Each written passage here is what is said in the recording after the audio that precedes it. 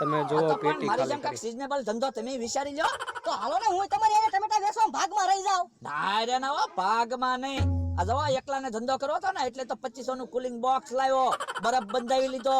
કેટલો મણ બરફ લાવો. ના રે ના, હજી તો શરૂઆત છે ને, તો 10 કિલો બરફ બંધાવ્યો. પછી ટમેટાનો ધંધો રાગે પડી જાય ને 2-5 મણ બરફ બંધાઈ લેવો છે. તો બકુલભાઈ તમે તો પૈસા વાળા થઈ જાઓ અને હું શું ન્યાનો ન્યા રહીશ. આ તો બધી ભાગની વાત છે મમરાભાઈ.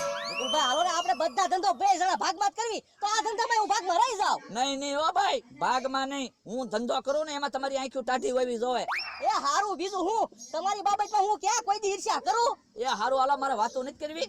હવે છે ને હું ટમેટા વેચવા વયો જાઉં, નકર ટમેટા ગરમ થઈ જાહે. એ હારું હારું જાવ જાવ ટમેટા વેચો જાવ. એ હાલો, ઠંડા ઠંડા ટમેટા આવી ગયા. એ બકુલભાઈ વૈયા ગયા, વૈયાવો.